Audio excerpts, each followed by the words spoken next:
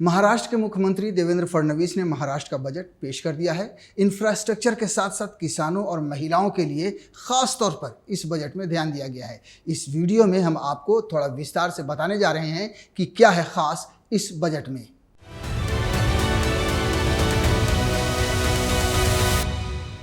महाराष्ट्र के मुख्यमंत्री देवेंद्र फडणवीस ने विधानसभा में 2026-2027 के लिए 7,69,467 करोड़ रुपए का बजट पेश किया। उन्होंने किसानों के लिए 2 लाख रुपए तक के फसल कर्ज माफी के साथ साथ खेती, इंफ्रास्ट्रक्चर और सोशल वेलफेयर को बढ़ावा देने के लिए कई उपायों की भी घोषणा की। बजट में 40,552 करोड़ रुपए के राजस्व घाटे और 1,50,491 करोड़ रुपए के राजकोषीय घाटे का अनुमान है। सरकार ने वित्तीय वर्ष के लिए 6,56,651 करोड़ रुपए के राजस्व खर्च के मुकाबले 6,16,099 करोड़ रुपए की राजस्व प्राप्ति का अनुमान लगाया है। इस बजट में किसानों के लिए खास खुशखबरी है क्योंकि महाराष्ट्र सरकार ने कर्ज माफी के लिए खास कदम उठाया है। अहिल्या देवी होलकर किसान कर्ज माफी योजना के तहत जिन किसानों का कर्ज 30 सितंबर 2025 तक पेंडिंग होगा, उन सभी का 2 लाख रुपए तक का कर्ज माफ किया जाएगा। जो किसान कर्ज का नियमित भुगतान करते हैं उन्हें प्रोत्साहन राशि के रूप में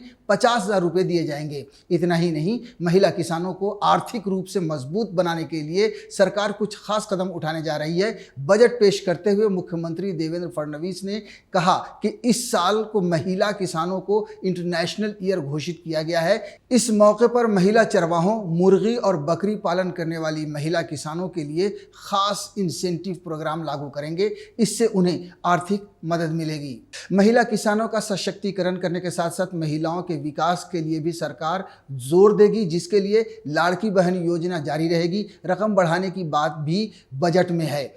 आंगनवाड़ी शिक्षाओं को आर्थिक नियोजन का प्रशिक्षण दिया जाएगा।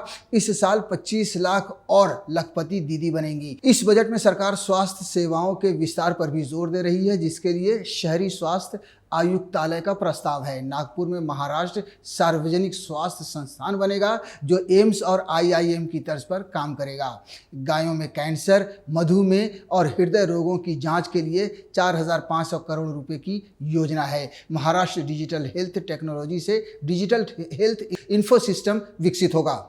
मुख्यमंत्री देवेंद्र फडणवीस ने 12 खेलों के लिए 8 हाई परफॉर्मेंस सेंटर स्थापित करने का प्रस्ताव रखा है। नए केंद्र शुरू करने की भी बात कही गई है। विभागीय स्तर पर 25 खेल उत्कृष्ट केंद्र और जिला स्तर पर 96 खेल विकास केंद्र भी स्थापित करने का प्रस्ताव रखा गया है।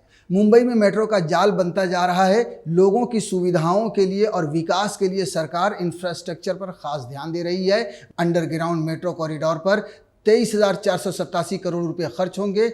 साल 2029 तक 165 किलोमीटर तक नया मेट्रो मार्ग बनेगा। टनल का काम भी तेजी से चल रहा है। महाराष्ट्र सरकार ने इस बजट में पर्यावरण को भी ध्यान में रखा है, जिसके तहत 7 साल में राज्य में 300 करोड़ पौधे लगाने का लक्ष्य रखा गया है। सीएम ने कहा, पर्यावरण संतुलन के लिए जंगल क्षेत्र बढ़ाने जरूरी हैं। इसे ध्यान में रखते हुए वन क्षेत्र बढ़ाने पर सरकार और ध्यान देगी। बांस की खेती को बढ़ावा देने के लिए अतिरिक्त प्रयास किए जाएंगे। किसानों को सब्सिडी भी दी जाएगी। साथ ही पुराने और प्रदूषण फैलाने वाले वाहनों को स्क्रैप कर नए वाहन खरीदने पर टैक्स में छूट मिलेगी। BS4 और उससे नीचे के मानक वाले वाहन स्क्रैप कर नए वाहन खरीदने पर टैक्स में 16% तक छूट मिलेगी।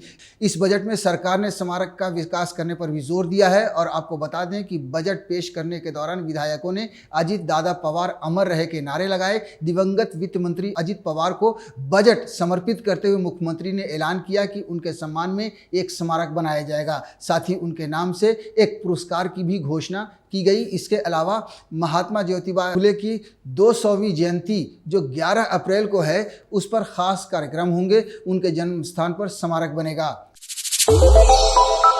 श्रेष्ठ भारत पर खबरों से जुड़े रहने के लिए चैनल को सब्सक्राइब और लाइक करें, बेल आइकन दबाएं और देखते रहें श्रेष्ठ भारत।